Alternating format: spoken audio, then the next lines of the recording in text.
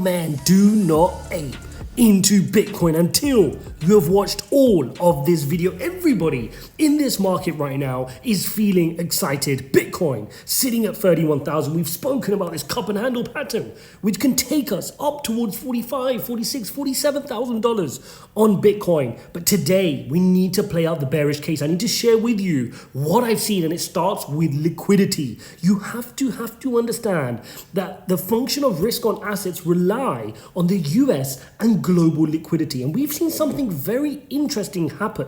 We know that the NASDAQ and Bitcoin since the turn of the year have really started to show great strength. Bitcoin was at 15,500, right? Now we're sitting at 31,000. That's a double up on Bitcoin to start off 2023.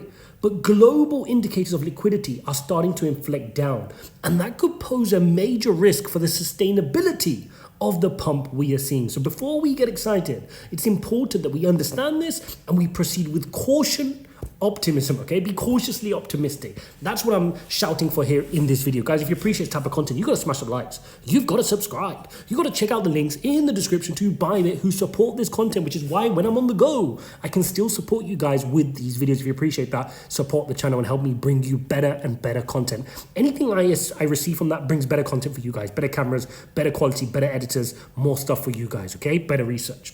So let's start off with this. And there's two lines here. I want to start off with what is known as the Fed Liquidity Index, and then you've got the Global Liquidity Index. They're both two indicators of liquidity in the market. Very simply, the more money out there in the market, the more that ultimately flows into risk on assets, NASDAQ, growth stocks. And that's where Bitcoin sits, right? Bitcoin and all your altcoins sit in that risky part of everybody's portfolio. Even though for you and I, maybe Bitcoin's not risky. For the average person out there, for institutions, for wealthy people, it's a risky part of their portfolio. So when risk is on, they feel comfortable jumping into these products.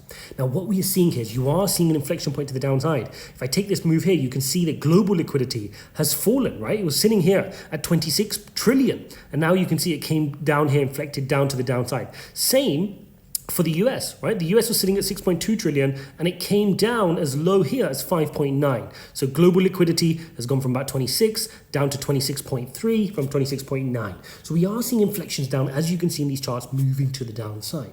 And that is showing that global liquidity is starting to reduce. That money's being hoovered up. Remember when I said that the Fed is not our friend? They're continuing to not be our friend. Right, they are not our friend right now. Let's look at this chart here. Let's take a look at here. And what you can see, this is that total assets of the Federal Reserve. And it's coming down. We did initially have that spike up earlier in the year, which shows, look, they were still printing. They've brought that back down sharply again. Okay, so they didn't want to get caught out, embarrassed by that. You can see they brought that straight back to the downside there, showing that they're continuing to tighten financial conditions. As long as they do not remain our friends, it's going to be hard to get sustainable long-term pumps. We can have impulsive moves, but are we ready just yet for our next bull market? That's what we need to talk about. If you look at this and you see the liabilities and capital, and you look at the draining reserve balances, you can see we're another inflection point to the downside. If you take a look at that, you can see that there has been a decoupling. Right, I'm going to show you that here. Look at this. So you can see here on the one side, you've got liquidity, and in the light blue and the dark blue, you're seeing the S&P. The S&P has just gone upwards. It's inflected up, but liquidity has gone down. That's despite, if you look at the left-hand side of the chart, us remaining correlated and to the downside remaining correlated. So we're seeing that decoupling play out, and that's very, very important to notice. Another way to look at this is look at the balance sheet of the big five central banks. Again, moving to the downside. Look at the blue line there. It's moving to the downside, showing that total assets in trillions is moving to the downside. Less available capital being available here for money to flow into our risk on assets. So we're seeing that across the board, and that's the message I wanted to give away to you guys is, yes, let's get excited. Let's look at TA. Let's talk about, BlackRock refiling the ETF. That's great news. We're starting to see meme coins moving as well, right? Let's get an update on meme coins. You're seeing even copycats like Pepe 2.0. You're seeing Floki 2.0 and Bobo 2.0. It's not even creative anymore, right? It's just excess liquidity. These are just people playing around, retail playing around a little money. But the real liquidity is not there in the market just yet. And so we have to ask ourselves, when we do see this pump, that's great. We can keep an eye on it. But the question needs to be, is it sustainable? And right now what we're looking at is we're fighting for this neckline. And I need to remain cautiously optimistic. If we can clear this neckline and get a retest, great. I want to be in my positions to make sure I can take advantage of a move to the upside. But at the same time, I'm very wary that we could get a retracement. I'm not like those people out there right now. They're saying, this is going 100% to the moon, 100,000. No. I'm cautiously optimistic. I'm looking, can we get a retracement back down? Can we pull back into that EMA ribbon? Let's look at those key levels here in this EMA ribbon. Look at this weekly chart, right? As long as we post a higher high, even if we come somewhere like this, even slightly, we just need to get past this peak here. If we can get slightly above it, come back down into the EMA ribbon, all the way down to 27, 27.5, even 28 round here on my cursor is absolutely normal, perfectly fine, and just build your way up slowly, instead of just rocketing up, because right now liquidity is not on our side. Now that can change, right? It can change if the Fed start changing their stance, if they say, hang on, we've done it, we've tightened financial conditions enough, we need to now start loosening and becoming our friends again. That's going to be the key moment. But at the moment, we're not there yet. Jerome Powell in his latest indications has come out and said he's going to do 2 more rate hikes, right, this year, and they could be consecutive. So he's still in hawk mode. Now that may change. We need to listen to the FOMC minutes, which come out tomorrow. We'll have a read of those, which are from the previous meeting, to find out, are there any clues? Are there any clues of when they're going to be our friend again? Because right now, liquidity is still being tightened. And so we need to ask ourselves, if this is going to move, where is this liquidity coming from? A lot of people arguing, oh, it won't come from the US, it will come from China, it will come from other markets. Well, global liquidity is down too. I've just shown you that on the orange line. The global liquidity came to the downside as well. Now, the recent movement in price, which I shared with you in a couple of videos ago, is from US. It's from the US. After BlackRock filed, US retail and some of the institutions started moving price action, given that expecting the adoption of this ETF to be approved and more money to flow into the crypto space, particularly Bitcoin. Okay, so we have to be very, very cognizant of that. Now, I also want to check in with the dollar index for you guys as well, just because we're speaking about risk on and risk off. We can't do that without looking at this dollar index. And the chart I want you to focus on is this. This is the weekly chart on the dollar index. And we're coming up to a critical point here. If you look at the EMA ribbon, we're below the EMA ribbon. We need to reject it, send it to the downside. But more importantly, this wedge pattern, the dollar index wants to break to the upside, right? It wants to break to the upside, and that's going to create risk off. What we want is to break it to the downside. If we can send this to the downside, rotate risk off, this will come in line with inflation coming to the downside, Jerome Powell becoming dovish, financial conditions loosening again.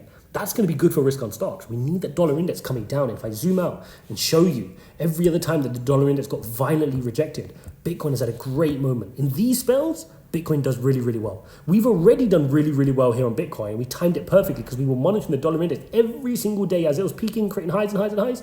We monitored it every single day. And we saw when it created 3 consecutive lower highs, we saw this topping out. We spoke about it in the videos, and you benefited from getting Bitcoin at 15,500 all the way to where we're at now at 30,000.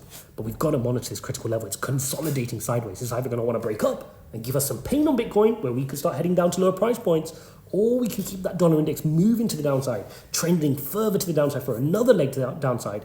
And that is going to give us the green light for Bitcoin to do the cup and handle pattern, to work its way towards 45, to fill that gap and take its next leg to the upside. What I'm doing in this market right now, cautiously optimistic, not chasing green candles, not desperate to add a crazy expensive levels on green candlesticks. No, that's not what I'm doing. If I get healthy price points on a pullback at the EMA ribbon, I'll gobble it up, right? Other than that, staying patient, waiting for the opportunities, but I'm in the market. I'm firmly in the market. You guys know I stayed in the market. My portfolio is allocated, and I'm ready to take advantage of this move to the upside. But that doesn't mean I'm FOMOing in. There's no need for you FOMOing right now. If we notch down to the 4-hourly chart, to show you some of the key levels here on Bitcoin, Bitcoin's done well, right? It's held its 4-hourly EMA ribbon. Yesterday, we spoke about how it bounced off its EMA ribbon nicely. It retested the yellow line, which is good. It retested 30,800, but now it needs to bounce, right? It's no point in doing that if it cannot go and do the next bit. It's on this, it's bounced, boom, go post a higher high, break that high. Then you own the trend. Otherwise, what I'm looking for in the daily charts, if this starts to call over, it may want to go wee, boom, and come back down to 29,000, or at least the EMA ribbon, which brings it to the top of the EMA ribbon around that 29.5 level, even 30K, maybe even in this region. So below 30K, closer to 29, I'll get my nibbles set in place. But again, I just want to watch this liquidity. Right? We're not going to go anywhere if we don't have liquidity. We can talk about it as much as we like. We can keep, you and I and some of the few traders who watch crypto every day, we can keep playing around and move our liquidity from altcoin to altcoin. But we need money to come into the market. We need more tourists in the market. We need more institutions in the market. We need more fresh liquidity in the market. And at the moment, the indicators I've just showed with you is showing the complete opposite, right? We are not seeing that liquidity come in the market. Whether we look at central banks, whether we look at the Fed's balance sheet, we are not seeing that liquidity just yet. Hope you guys enjoyed this video as always. If you appreciate this type of content, even when I'm on the go, smash up the likes. Don't forget to subscribe. Check out the link in the description to buy Bit and trade along with this community and support the channel. And I'll see you in the next one.